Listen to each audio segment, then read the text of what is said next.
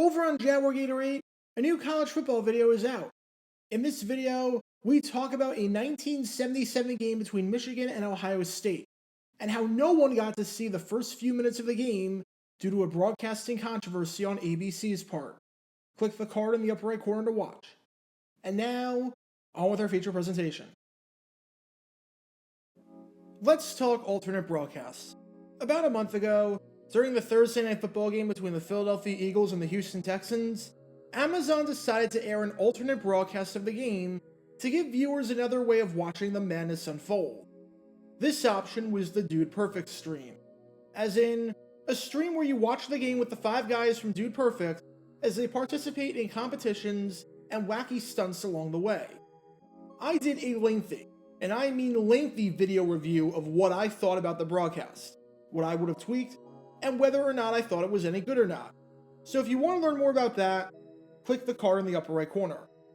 I highly recommend you watch that video first if you've not seen that one already, just because I'm not going to repeat myself context-wise or provide a whole lot of background that I provided in the last video, so as not to make this one over 26 minutes long like the one I put out last month.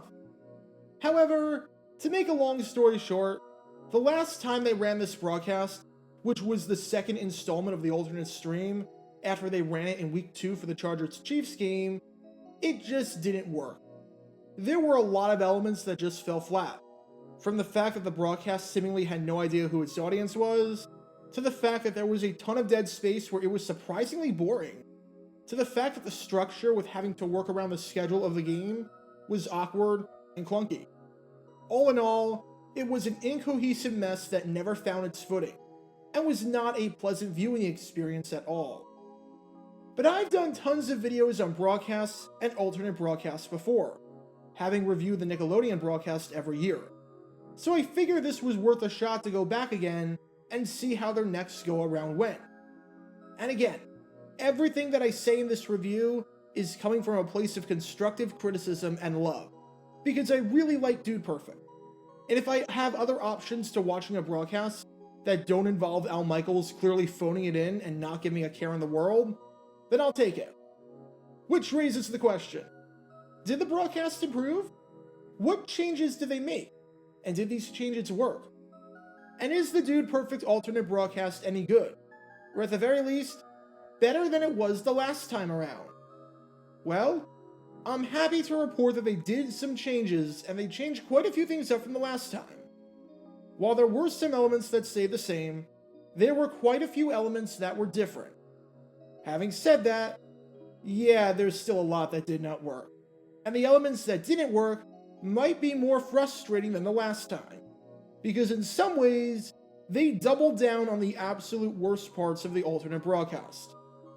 That's not to say that everything was bad, because I genuinely thought that the first segment that they did, which was completely new, was nothing short of brilliant.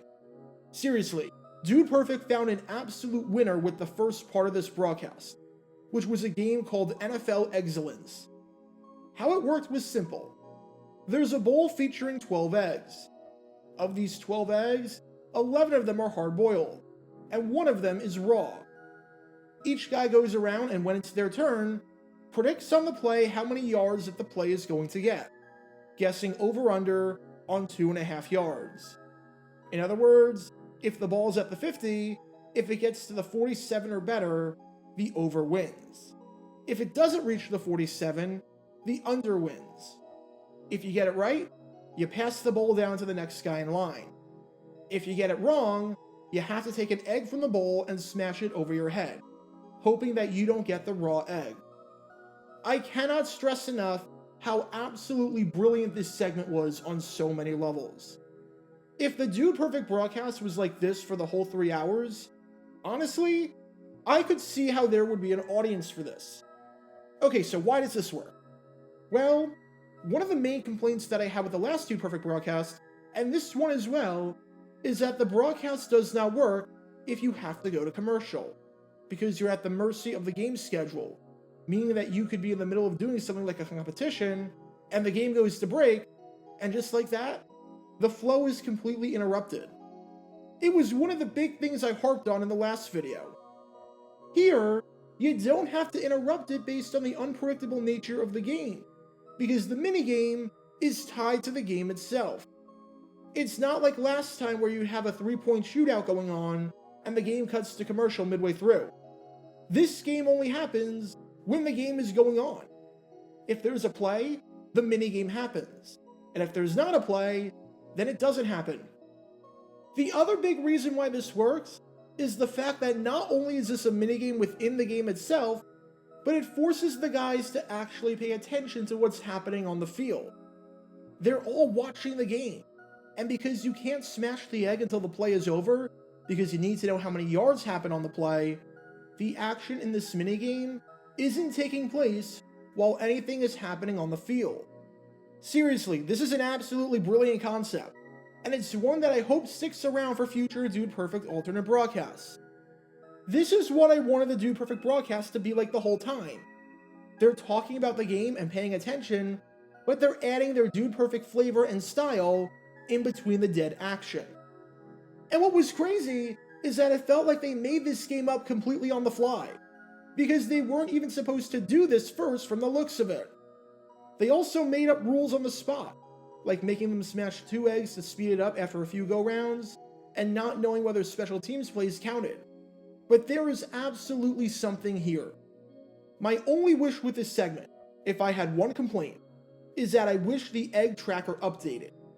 We saw the rules on the screen the whole time, with 11 hard-boiled eggs and 1 raw egg, but I wish it updated every time a hard-boiled egg was used, so we would know how many eggs were left. It's a simple fix that shouldn't be too hard to implement for the future. But otherwise, no notes. This was a perfect start to the broadcast. I need more of this. And then, oh man, it was all downhill from there. Whereas NFL Excellence works, the dunk tank segment, where you have to guess whether it's a run or a pass, and if you get it right, you get to try and throw to dunk your opponent in the dunk tank, doesn't work. And I was struggling to figure out why this one doesn't work while NFL Excellence works, even though they're very similar in concept with guessing what the play is going to be. Fortunately, I think I put my finger on it. Number one, with Excellence, they're all facing and watching the TV. Everything is happening right in front of them, so they can still talk about the game and offer commentary to some extent. With the dunk tank, however, you might notice a problem. The 3 people who aren't competing in the dunk tank are facing away, looking at the 2 men in the dunk tank. And the 2 men who are in the dunk tank are very far away from the TV, relatively speaking, so it might be tough to truly see what's going on when compared to Excellence. It's a simple fix, but I think you need to put a monitor somewhere around here, where the red circle is. That might fix a lot of the problems with this segment, where it can work in the same way that Excellence does. I think the other thing is that with Excellence, you have to pay attention to the entire play, versus the dunk tank drive, where once you know whether it's a run or a pass, that's it, and you don't have to pay attention the rest of the way. But maybe the monitor being in an easier to see spot will fix that problem. So the first quarter was relatively fine, considering the fact that they couldn't operate on their own schedule, and were stuck with the constraints of the broadcast. Again, the only way that this can really work is if you do that. Because as things stand, I don't know who this is for. Because football fans want to watch the game, and Dude Perfect fans don't want to watch a slow-paced, 3-hour broadcast that's a drawn-out and less exciting version of their 10-minute videos. After that, I'm just absolutely baffled by some of the decisions that they made, because they decided to double down on what didn't work. By far, the most baffling decision was the shaving cream challenge, where they try and reclaim a world record that was taken from them. The most ping pong balls caught on your head using shaving cream in 30 seconds. Aside from the obvious, that they're not paying attention to the game because of this, you might be able to notice a problem with this challenge in particular. You have white shaving cream, and they're throwing white ping pong balls into the shaving cream. Notice any obvious problems? Notice anything that might be problematic about that? That's right. You can't say the balls! You can't say the freaking balls! You want the audience to care about you trying to break this world record, and yet they can't keep track at home because not only is there no counter that's updating on the screen, but they can't even use their eyes because everything blends in. I mean, for crying out loud, if you were gonna do this, you couldn't use orange ping pong balls? Yellow ping pong balls? Literally any color other than white? Literally any color other than the one that doesn't blend into the shaving cream and makes it impossible to see? I mean, if you were going to try breaking a world record during this game, instead of paying attention to the game, at least pick a world record that we can keep track of at home and we can be easily excited about, instead of wasting all of this time getting the shaving cream ready, which you could have easily done backstage. It's not really that exciting to watch, even if you are a Dude Perfect fan, if you don't know how many ping pong balls are in there until the very end when they do the close-up of the camera, thereby making those 30 seconds of anticipation as they go for the record completely meaningless. And if you thought that was a bad understanding of how colors work and look, then oh man, you're gonna love Halftime Craft Time, where they had to draw anything that inspired them, but had to do it blindfolded. Because you would think that for something like this, on white paper, you would use something like black Sharpies. You know, something that's easy to see, especially because you might not draw as hard when you're going blindfolded. However, as you're watching the footage of this, ask yourself, can you make out any of these drawings? Is my vision terrible, or can you genuinely not make out what some of these are even supposed to be, since they're so lightly drawn? This is the frustrating part about the broadcast in many ways. There are some fixes that are a matter of personal preference where you might disagree. And then, there are some fixes that are a matter of common sense when it comes from the perspective of being able to actually see what's taking place. If I can't see what's happening, then why the heck do I care? What is the purpose?